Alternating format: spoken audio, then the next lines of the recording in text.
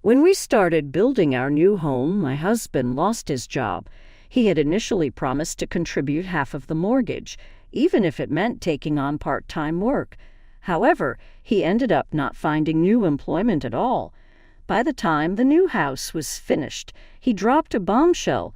"I've decided to gift this house to my lovely niece as a wedding present. If you disagree, we should divorce immediately and find another place." I was stunned, but not entirely surprised, knowing his hidden agenda. So, reluctantly, I agreed to the divorce. John smirked, thinking he had everything under control. He promptly filed for divorce and then broached the topic of property division. However, my revelation about his secret drastically altered his stance. With unexpected support, the tables turned, leading to a remarkable twist of events. 3 years into our marriage, as I approached 30 and my husband his mid-30s, we debated the idea of starting a family. Considering the physical toll of childbirth and our current health uncertainties, I was keen on having children before my mid-30s. Seeking his opinion, he initially suggested we shouldn't rush into parenthood.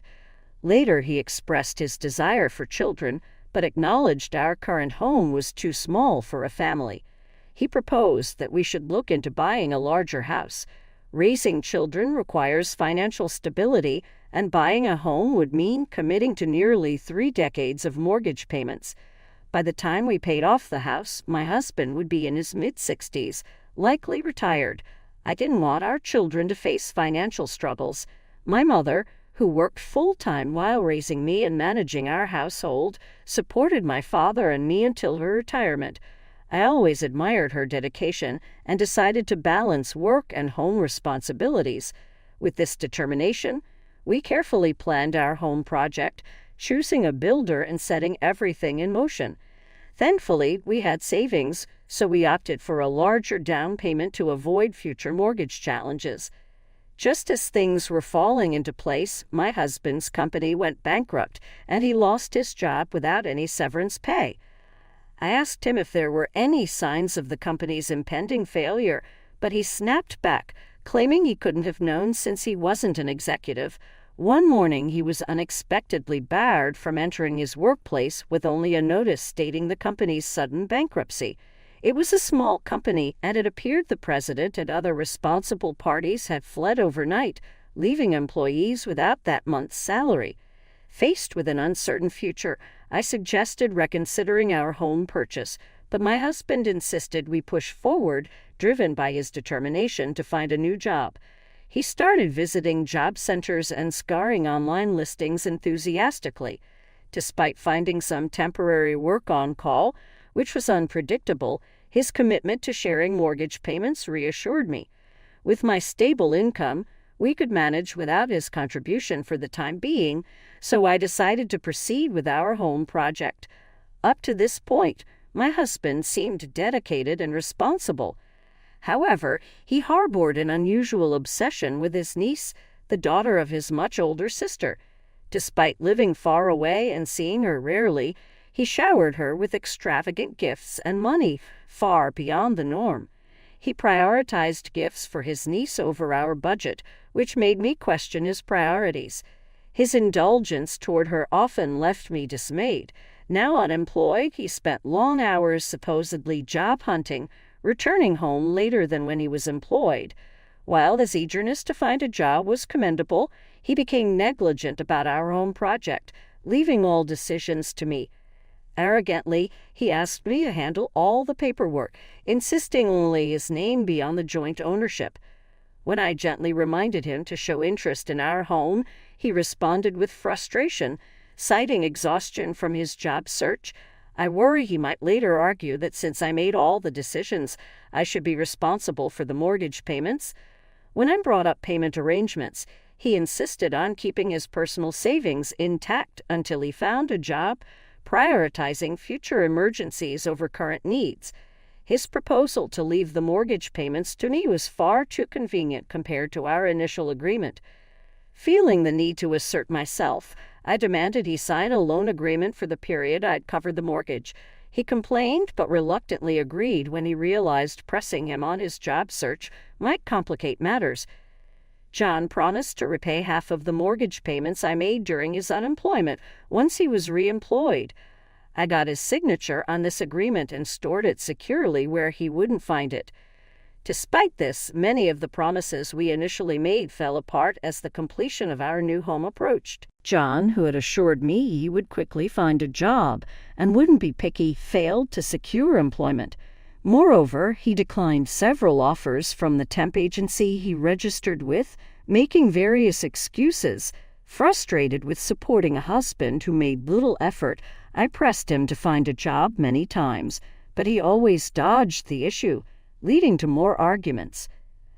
As our new home was finally completed and ready to move into, living with John seemed challenging given our circumstances.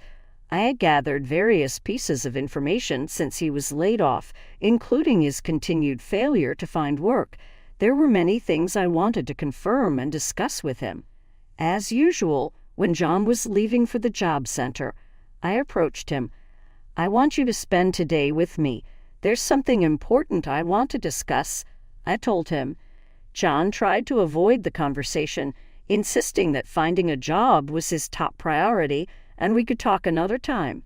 He brushed off missing one day at the job center, claiming it wouldn't matter since he wasn't sure if he had any interviews lined up. Refusing to back down, I demanded he listen to me. Then John dropped something outrageous. "A nagging woman isn't cute, you know. Actually, I have something to tell you, too." I thought I could wait, but since it's good news, now is a good time. My niece is getting married, so I've decided to give that new home to her. We can split the mortgage and keep paying it together. I was dumbfounded. I had noticed his excessive spending on his niece before, but gifting an entire house. Why would he make such a significant decision without discussing it with me first? This was the first I heard of his niece getting married. I had agreed to this. "Do you think this is something you can just decide on your own?" I pressed him. John threatened divorce if I disagreed, bringing up the idea of building a new home despite no progress while he remained unemployed. He kept making uncertain promises about finding work, but his actions didn't match. I laughed in disbelief, anticipating his ridiculous idea of gifting an entire house to his niece. Curious about his response, I bombarded him with questions. "Are you serious? You're unemployed, yet you're gifting a house with an outstanding mortgage to your niece. Do you think she would be happy with such a thing? How could you come up with the idea of giving away a house for which we're paying a 30-year mortgage? Moreover, giving a house with an unpaid mortgage as a celebration seems like passing on a burden, which is just outrageous." I also pressed him on what this meant for our plans to start a family, given we bought the house for when our family grows. John dodged all my questions, threatening divorce without explaining himself. It was as if we weren't even on the same page. There were many things I had intended to discuss, but John turned out to be far more unreasonable than I had anticipated. I had been contemplating bringing up divorce myself, so I readily accepted his proposal. "If you agree to my terms, including leaving the house and finalizing our divorce, I will listen to anything," John said. "So you can file the divorce papers first, but I want to settle the division of property after the divorce is officially finalized. I also need time to prepare for living on my own, so let's settle everything once you've calmed down," I told him. John agreed, stating he would follow my wishes as long as he could file for divorce immediately. In reality, my desire to prepare for living alone was a pretext. There was something else I needed to do. I told John I needed time to prepare for living alone as a way to buy time without him finding out. After completing everything I had left unfinished, I waited for the right moment to contact John. Perhaps growing impatient or having discovered something, he contacted me first. "What's going on? Why is our new home being listed for sale? That was supposed to be a gift for my niece, and it's our joint property to begin with. If you're doing things your way, I won't pay the mortgage," he shouted furiously over the phone, accusing me of selling our jointly owned home without his knowledge and refusing to listen to anything I had to say. After letting him vent, I responded calmly, "I knew you were trying to push all the payments onto me. Did you really think it was still jointly owned? You were so keen on divorcing. I thought you'd have checked that part carefully. Indeed, when he insisted on joint ownership, it was set up that way. However, suspecting he would eventually avoid all payments and claim the house as his own, I changed the ownership due to my distrust. When he started acting strangely after the house was completed, I suspected he would reveal his true intentions. Then he stubbornly insisted the house was for his niece, convinced he hadn't been found out. So I paid off the entire mortgage with my savings. Unknown to John, my parents had sold land inherited from my grandfather to provide cash to help with the payment. My parents always advocated for buying outright rather than taking loans, which they saw as uncertain and risky. They financially supported me so I could pay for the house in full. I had considered following their advice, but then John lost his job. Fearing he'd become even more irresponsible if he knew about the money, I kept silent. Moreover, I doubted he'd repay me if I covered the entire cost. I hadn't told him, not wanting to trample on my parents' generosity. John was furious upon discovering the ownership change and accused me of breaking our promise to keep the house. The house is still there, isn't it? It's not destroyed and it's livable, right? If it ends up in someone else's hands, that doesn't concern you.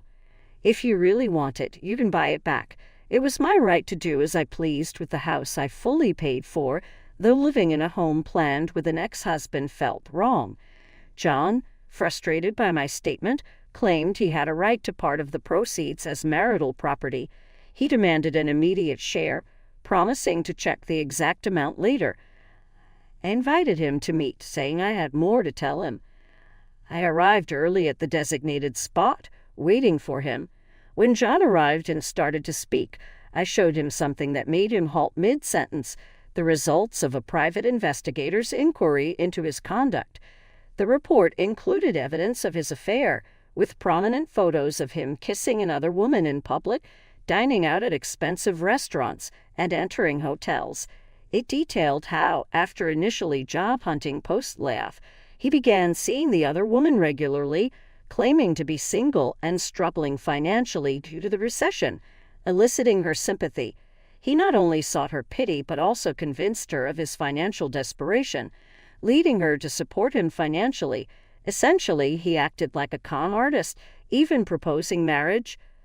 I felt sick learning he escalated divorce talks because he was fed up with everything, including discussions about the mortgage and his uncooperative attitude. The other woman, sympathetic and compliant, was easier for him to manipulate than me.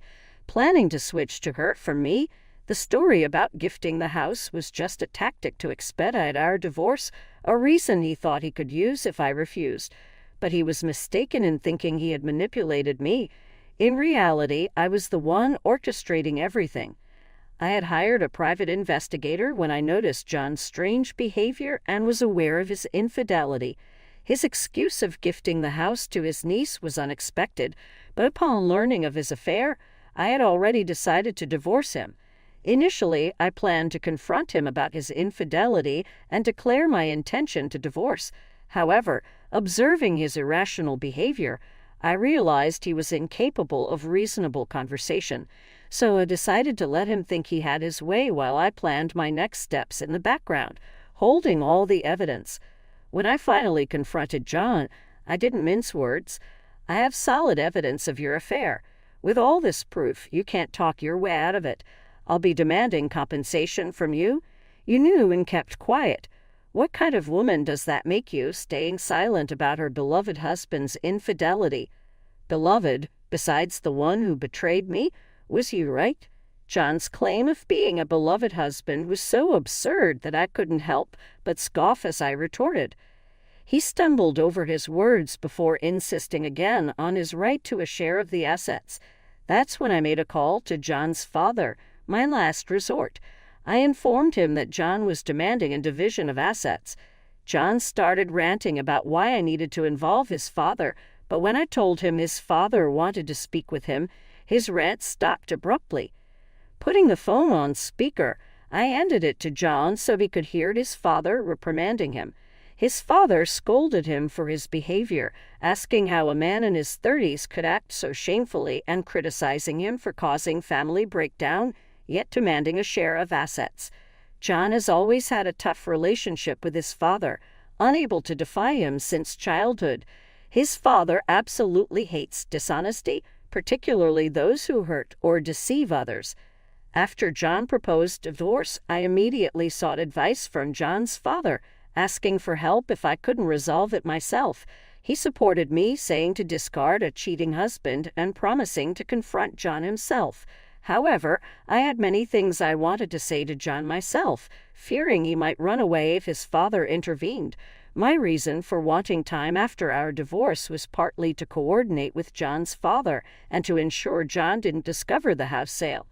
Moreover, I wanted to clarify John's relationship with his niece and made a call to John's sister. In front of John's father, I asked her directly if her daughter had ever received expensive gifts or large sums of money from John, to which she replied no. John's sister mentioned that even during birthdays, when John was invited, he never brought presents, only cheap cards. My niece had no idea about the supposed marriage or the house gift, finding it absurd and unwanted. John's father and John's sister were also unaware of John's supposed doting on his niece. Where had all the money John claimed to spend on his niece gone? John's sister then shared valuable information about John's past. When he was 20 during a police raid at an illegal casino, he was detained.